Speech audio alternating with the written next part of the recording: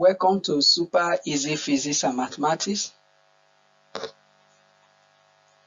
We are reviewing IGCSE Physics, Paper 4 Extended, Variant 1, October-November 2022. This is a strategic solution that will help you to ace Physics Paper 4 Extended. The total duration of this video is about 35 minutes. So if you invest this time, you have a lot to benefit from the review.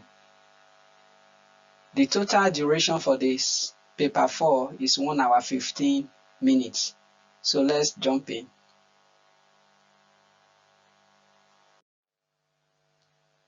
You are expected to answer all the questions, and the total mark for this paper is 80 marks. Let's jump in.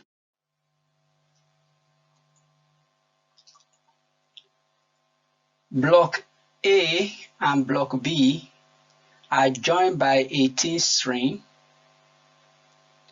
Block A is on the rough horizontal surface, while Block B is held by just 18 string just below the pulley. Block B is released vertically. The thread remains on Block B until it has fallen 45 cm.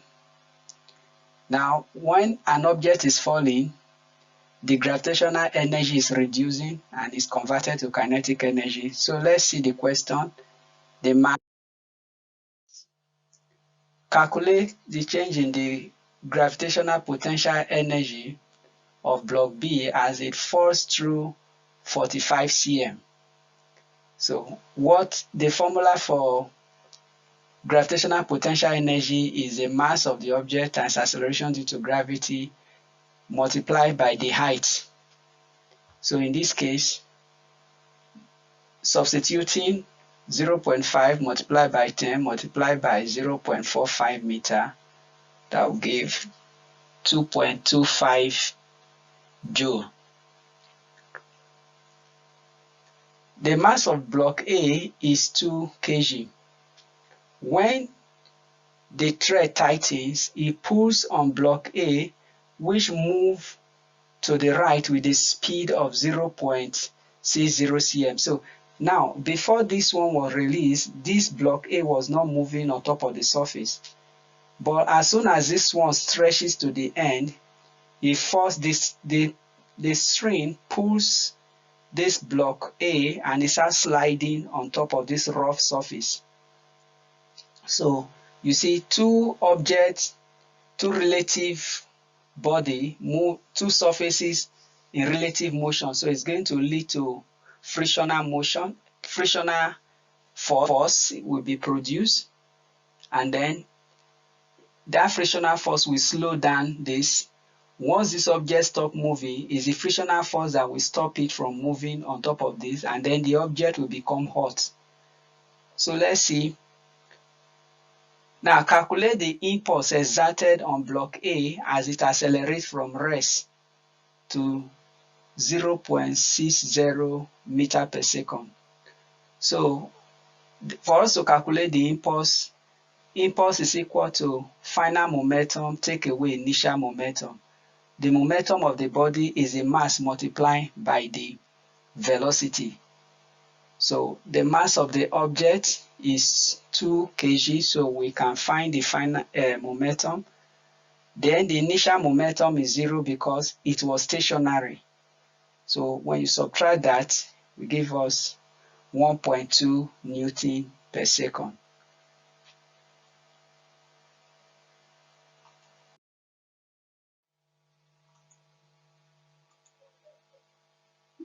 Both the block now move at a constant speed of 0.6 meter per second until Block A hits the ground and the thread becomes loose. Explain the energy change that takes place in Block A after Block B stops moving. So energy change that take place in Block A. So we are looking at the energy transformation that will take place on this block A on top of the rough surface. Now, because block B will pull it to move, so it's going to set off frictional force, because block A is going to slide on top of this horizontal surface. So kinetic energy of block A will decrease, because as it's moving on this surface, the speed,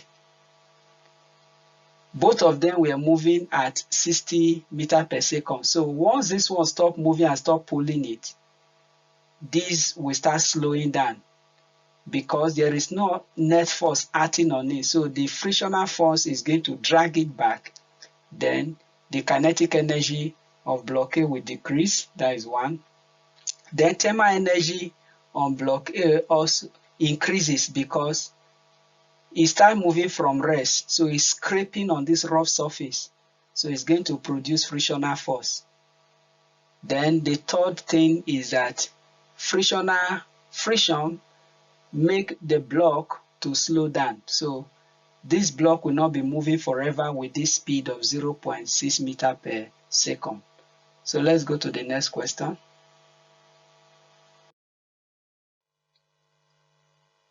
A force is a vector quantity. So they've given us an example as force. State two features of a vector quantity. So just in terms of definition, a vector quantity has magnitude or size. A vector quantity has direction. So those are the two marks. State the name of two other quantities that are vectors. So give example of two other vectors. Mind you, don't make the mistake of mentioning listing force, because it has been given to you. Momentum, acceleration, velocity, moment of force or torque. So now in this particular Let's question, investigate the extension produced on the spring when mass is placed on it. We have a spring with a natural length of 43 cm.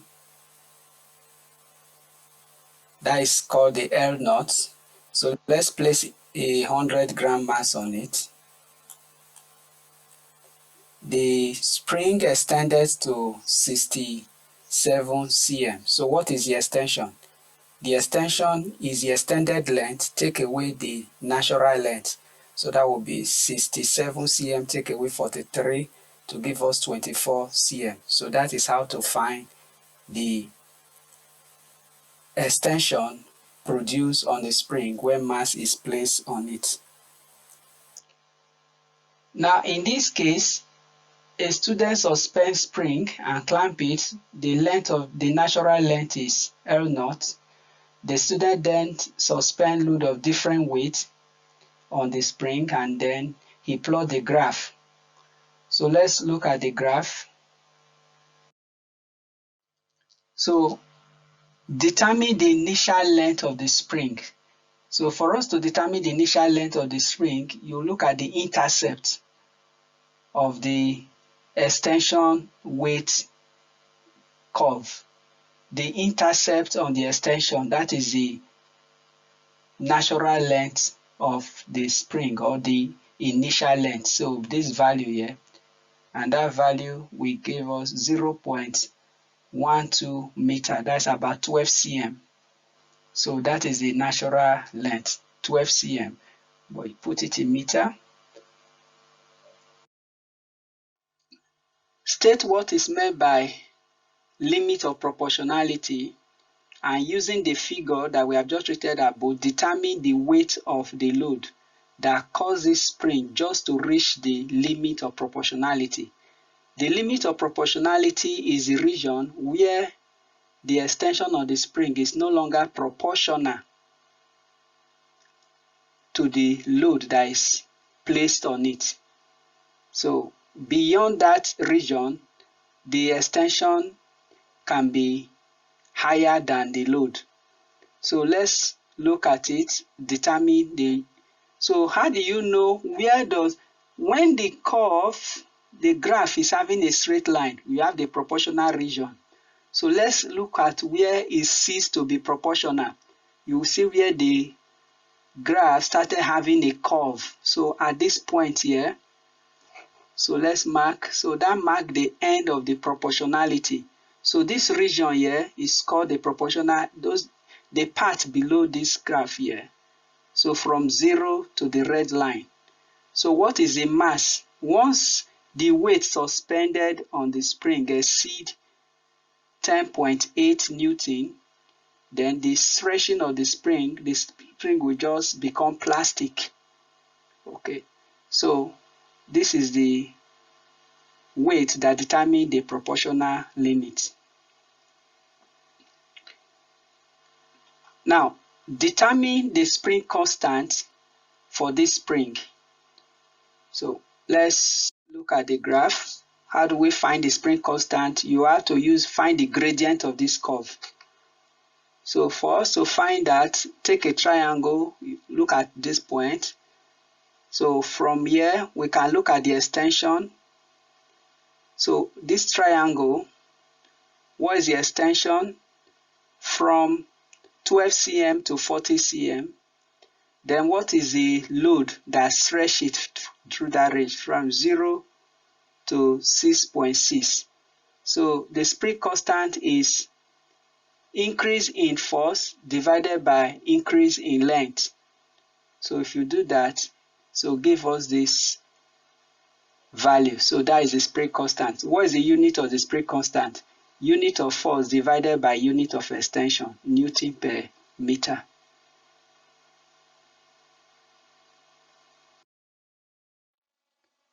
So from this, the acceptable range for this exam, if your value is between 22 to 25, you can get the 3 mark given to you. Question 3. A rock climber of total mass 62 kg hold herself in horizontal equilibrium against a vertical cliff. She pulls a rope that is fixed at the top of the cliff and presses her feet against the cliff. Calculate the total weight of the climber. The total weight of the climber is a mass multiplied by acceleration due to gravity. So her mass is 62 multiplied by 10. That will give us 620 Newton. So the total weight. State 2 condition needed for equilibrium. If she is in equilibrium, the total force acting downward must be equal to the total force acting upward. So there is no net force on her. And then if she's in equilibrium, she will not be spinning. She will not spin. So there will be no clockwise movement. There will be no moment, resultant movement. So she will not spin. There is no rotation. The climber center of mass is 0.9 from the cliff. So her center of mass is 0.90 cm from the cliff. So find the clockwise moment. The clockwise moment is her weight multiplied by the distance. So if you do that, her weight is acting downward. So if you multiply that, that gives us the weight, approximately 560 Newton meter.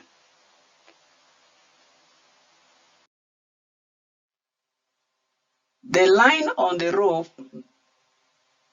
meets the horizontal line through her center of the body, this,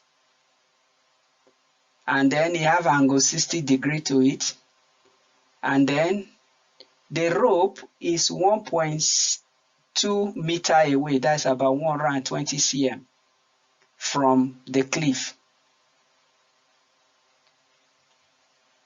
It says determine the tension in the rope. So we are using her foot as a pivot. So she is using the foot to pivot herself up. If she pull on the rope, she will climb up. So let's find the tension. So for us to be able to do this, we just do this quick diagram. So we have her weight acting downward, then we have the tension going. So the tension on the rope, you have to resolve it vertically. And how do you do that? Using this triangle, angle 90. So we want to know the vertical component. So we have T sine theta. So we have this value here over the hypotenuse will give us sine theta. So you make this portion of the triangle the subject of formula, you can just say y over t equals to sine 60. So that's how we got this. So now this will cause anticlockwise moment, while this will cause, this is the anticlockwise moment, while this will cause anticlockwise moment, while this will cause clockwise. So let's balance that. Anticlockwise moment equals to what? Clockwise moment. Mind you, we have found the clockwise moment in the previous section of the question. So tension multiplied by the distance. So we are looking for tension. Make tension sort of formula that gives us approximately 540 Newton. Question 4. A quantity of gas is trapped by a piston in a cylinder within metal wall. The piston is free to move without friction within the cylinder.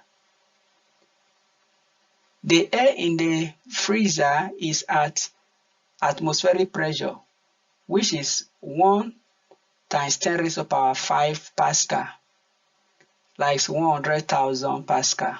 The area of the piston in contact with the air in the freezer is 2.4 times 10 raised to the power negative 3 meters square.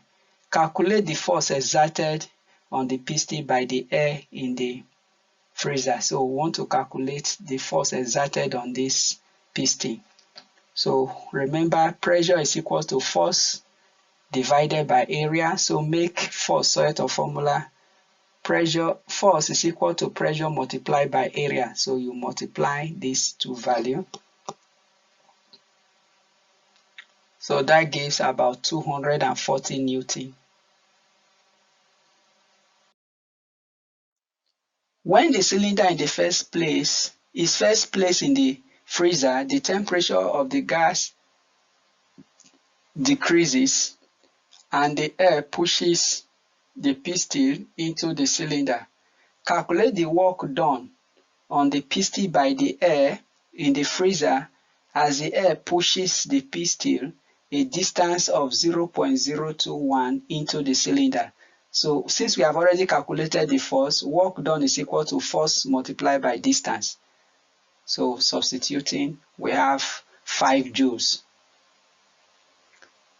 The initial temperature of the cylinder and the gas is 21 degrees Celsius. And then when you put in the freezer, the temperature drops to 18 degrees Celsius.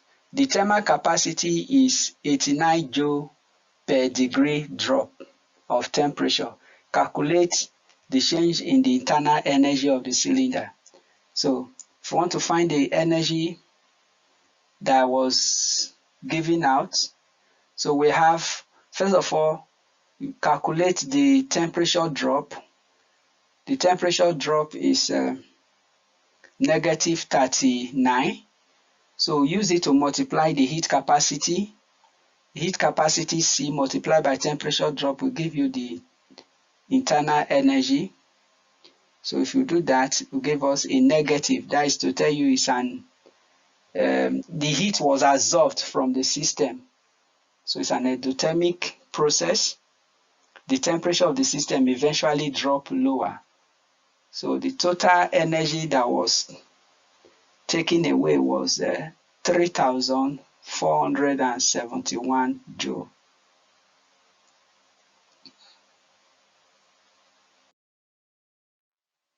When the temperature reaches negative 18 degrees Celsius, the pressure of the gas in the cylinder is still equal to that of the atmosphere.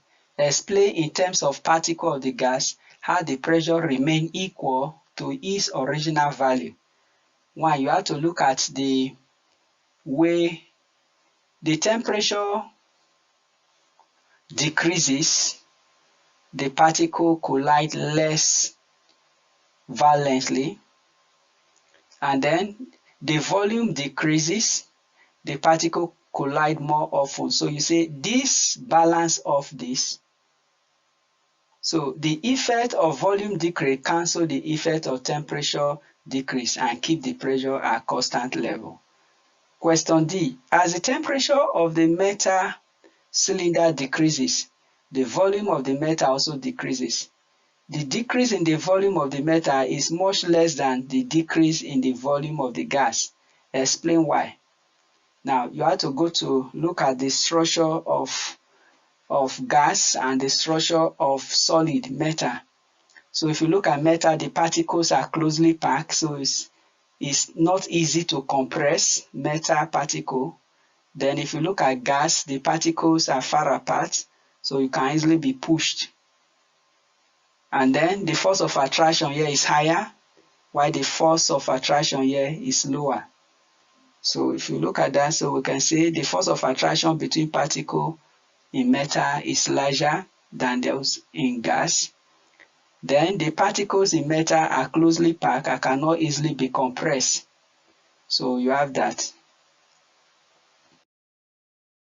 Question 5 is on thermal energy. Subscribe and we will help you to easily upgrade your performance to an A+. CPAM is the solution to better grade. So this one shows a heater in a bathroom. So you have the heater here.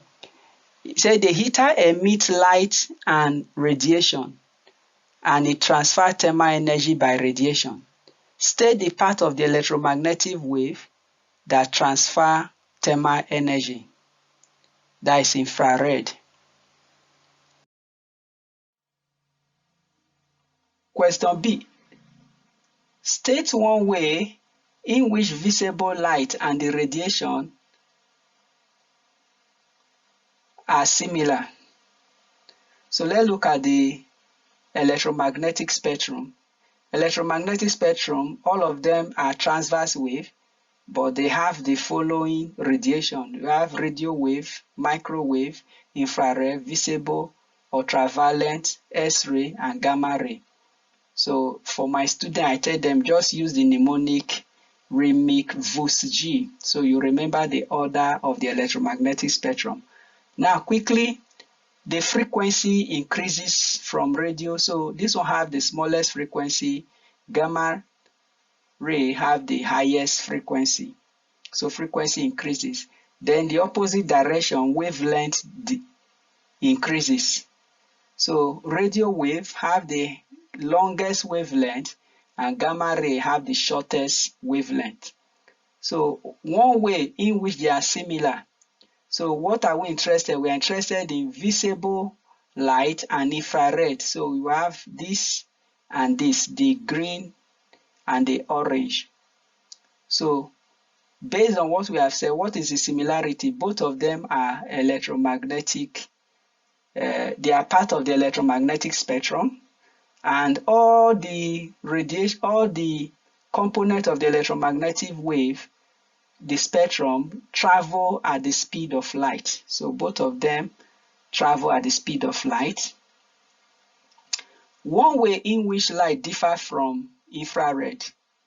So you look at it, light, that is visible spectrum, the frequency is higher than that of infrared, or the wavelength of infrared is higher than that of, so you can say that.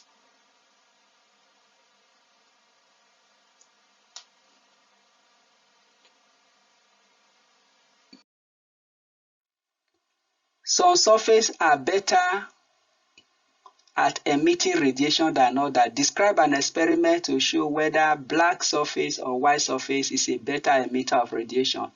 You may draw a diagram. So now we'll use the equipment we need. We need the following material: Leslie cube.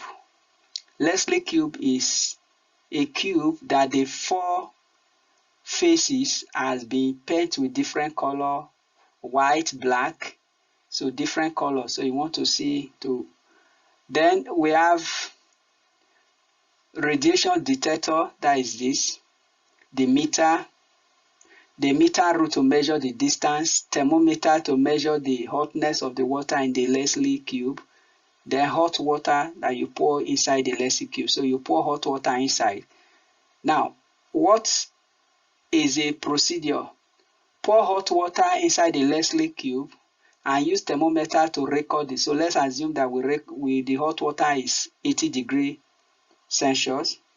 Then next, take your thermal radiation detector, place it 3 cm away from the black surface, then measure the reading, then put it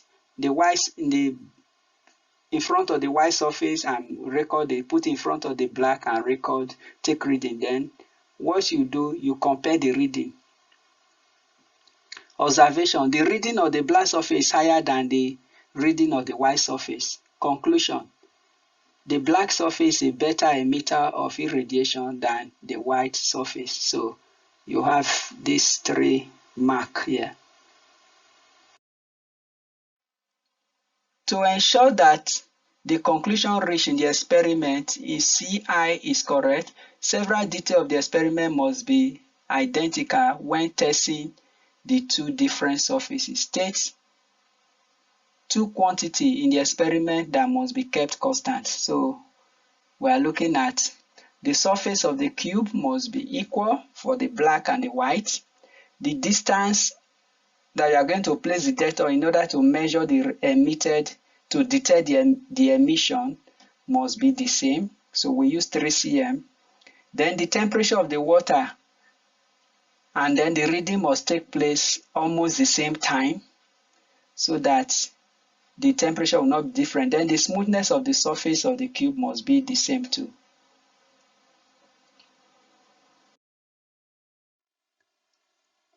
Alright, red light produced by a laser is monochromatic. What is meant by monochromatic light? A monochromatic light is a light with a single frequency. Alright, so red light is incident on semicircular plastic, and then with the critical angle of 37 degrees. Why do we know it's critical angle? Because the emergent, the reflected ray is at the interface, and then the refracted ray is at the interface, and then you see during at that point some part of the wave is reflected back, some percentage of it. The speed of light in air is 3 times 10 raised by 8 meter per second. That is 300 million meter per second. Explain why the red light does not change direction as it enters the plastic. Because at this interface it is perpendicularly incident. So the angle of incident is 0, and so the angle of refraction is also 0. So it will travel back the same path.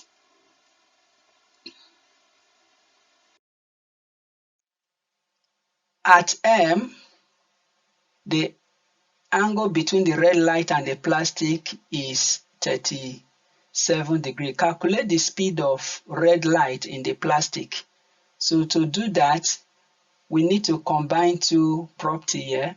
The refractive index.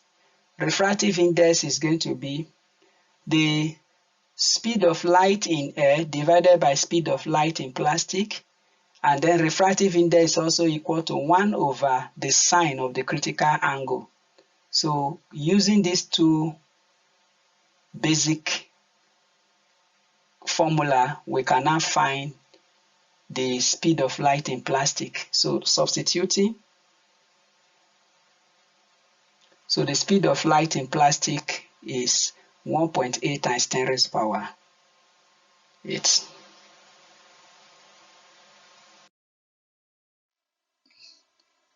Alright, so in the plastic, we have the blue light. So we are using different light now of the visible spectrum. Initially, red light was used, but now we are using blue light. The laser beam that emitted is replaced with one that emits blue light. Now, the blue light enters the block P and it hits the edge of M. Explain what happened to the blue light after it hits M. It is totally refracted back because the critical angle of blue light is less than the critical angle of red light. And so once the angle of incidence exceeds the critical angle, total internal reflection will take place. So the blue light will be totally reflected back into the plastic.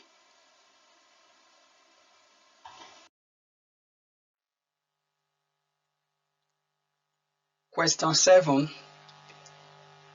The electric starter motor in a car is switched on and off using a relay. So this is the relay powering it. The relay consists of a plastic case. This is a plastic case. This rectangular shape is a plastic case. And two flexible springy strips, X and Y. X, this strip X and strip Y, which make up the soft iron. This iron strip acts as a switch when a circuit is connected between the terminal W and Z.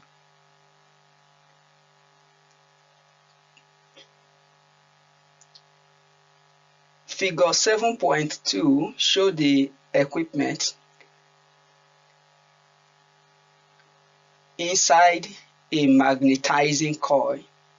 The magnetizing coil is in series with 12-volt car battery and switch X, which is open. Switch S is now closed. Explain what happened to the springy iron S and Y. So if it is closed, what happened? The solenoid is going to induce magnetism, and then those strip S and Y will become magnetized. Then when the strip S and Y are magnetized, so how will the gap between them be closed? It's because of the pattern how the magnetism take place. So one of the strip is going to be having north pole and the other one will be south pole. So they acquire opposite magnetic pole. Now, what is the implication of the opposite magnetic pole? So if X is north and Y is south, then what is going to happen? Then there's going to be force of attraction because opposite poles attract. So when opposite pole attract, that will now close up the gap and then current can flow. So the relay is activated. So S and Y attract each other. So this is the 3-step of the principle of relay. So number 1, the switching strip contacts inside are magnetized. The contacts are induced with opposite pole, and then the opposite polarity will make the contact to close.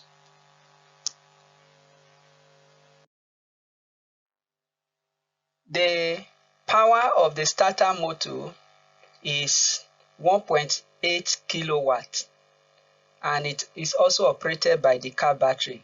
Calculate the current in the starter motor when it is used. So we are looking for current connected to power. So power is equal to PD multiplied by current.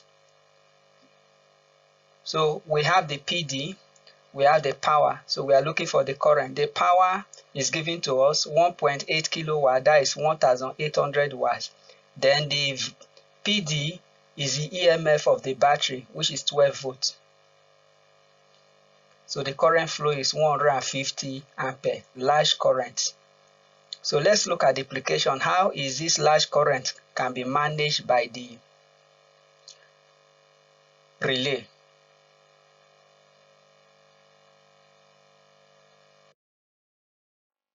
The starter motor circuit is connected between terminal W and Z. explain why copper wire with a large cross-sectional area are used for this switch. So look at the major word here, large cross-sectional area. You are using thick wire to connect the relay. Why is it that it's good to use thick wire to connect the relay? So let's just look at factors affecting resistance of a wire. The resistance of a wire is equal to the product of the resistivity multiplied by the length divided by the cross-sectional area. What is the implication of this formula? The larger the cross-sectional area, the smaller the resistance. And then the larger the resistance, the smaller the cross-sectional area. So you have this white wire and this yellow wire.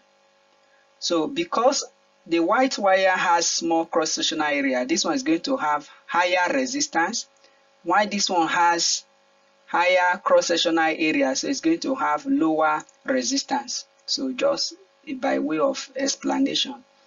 Now, the low resistance, what is the benefit of the wire having low resistance? Because high current is flowing through it.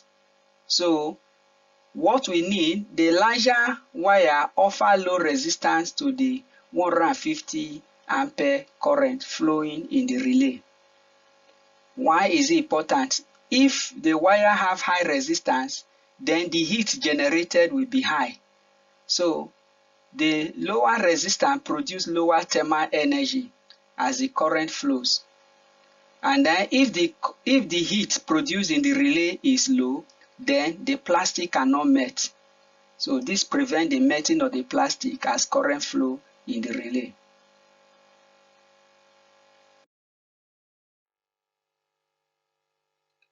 Okay, complete the circuit diagram. So let's see. The strip is connected in series with the battery and connected in series with the motor. So that is a complete diagram. Question 8. The unit of two electrical quantities, electromotive force and potential difference, is the volt. State one other similarity between EMF and potential difference. Both of them are calculated using this formula. Electrical energy, volt is equal to electrical energy divided by the electric energy divided per unit charge. So both are related to energy per unit charge. State one difference between EMF and PD. One is a subset of the other. So PD is a subset of EMF. Now what do I mean by that? Electromotive force is the work done in moving electric charge through the entire circuit. While potential difference is the work done in moving electric charge through a component which is part of the circuit. So that is the main difference between them.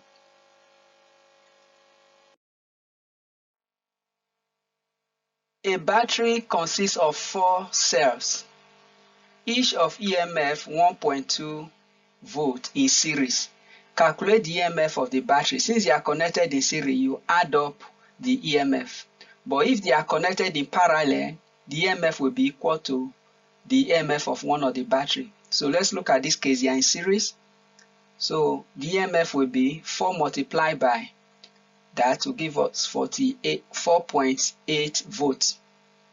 The battery is connected in series with 4 12 ohms resistor as shown in the circuit diagram. So 1, 2, 3, 4. So now I decide to use this color code to help us find, so calculate the total resistance of the arrangement. So if you look at the blue and in series, let's start with this. Because when you are calculating effective resistance, eliminate the parallel combination first. Start with the parallel combination. So these two are in series. So that will give us series. You add them 24 ohm. Then the combined arrow B is in parallel with the red. So we have this. So 8 ohm. Then the resistance arrow B, the blue and the red, the effective resistance, the 8 ohm, is in series with this green 12 ohm. So that you add them together, that is 20 ohms. Calculate the reading in the voltmeter, that is what is the PD across this green 12 ohm resistor. To do that, you need to find the total current flowing. What is the current that will flow through the green resistor? So let's find the total current. So you divide the battery EMF divided by that will give us the EMF divided by the effective resistance, that will give us 0.24 ampere. So the current flow, so the PD is the current flowing through the green resistor multiplied by the resistance of the green resistor. So that will be 2.88 volts, or approximately 2.9 volts. Question 9, that is the last question. Only one isotope of gold occurs naturally on Earth.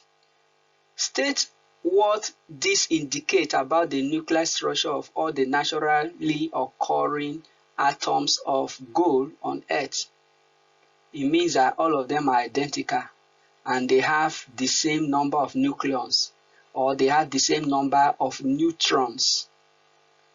Most time, it is the neutron number that is the major factor that distinguishes one isotope from another.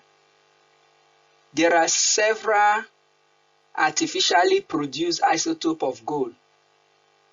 Gold 198 is an artificial isotope which is used in medicine and in scientific research.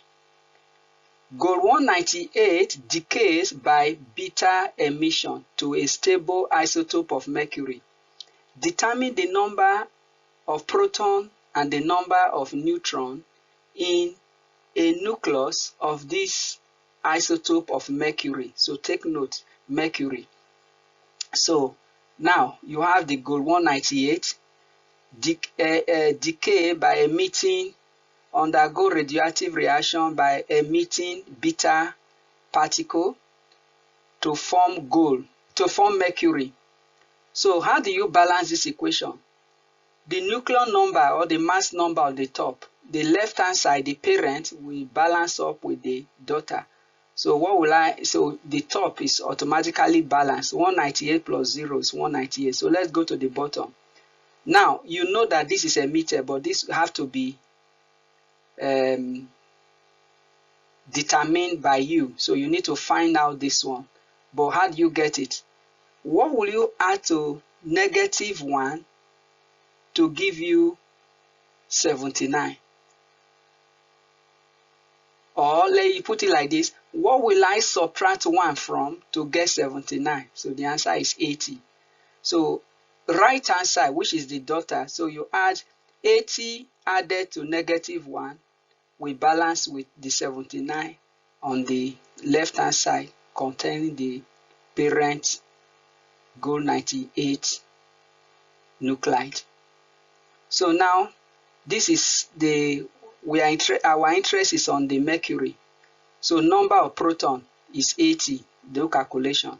Number of neutron, just subtract 80 from 198. That will give us 118. A sample of gold 198 is placed near a radioactive detector in a research laboratory. The count rate is recorded at the same time, is counted the same time every day for 32 days. Okay, now the results are used to plot the graph. Determine the background count rate in the research laboratory. So how do you find it? The background count rate is the base here, the baseline, that is the background. So you just trace it and you have, that is 20. Okay.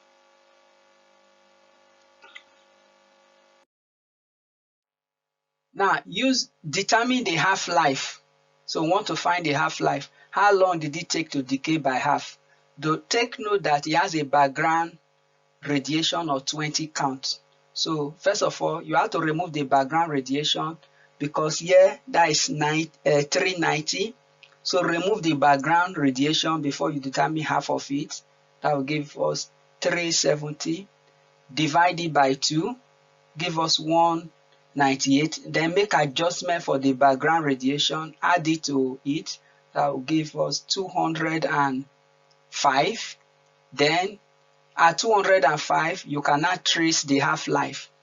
So at 205, you trace it where it meets this line, take it down. That will give us approximately 2.6 days. So the half-life is 2.6 days. The acceptable range in the market scheme is between 2.4 and 2.9. So when you draw the diagram. So with that, we've come to the end of this particular paper. Thank you for reviewing it with me. Subscribe to Super Easy Physics and Mathematics. Subscribe and we will help you to easily upgrade your performance to an A+. CPAM is the solution to better grade.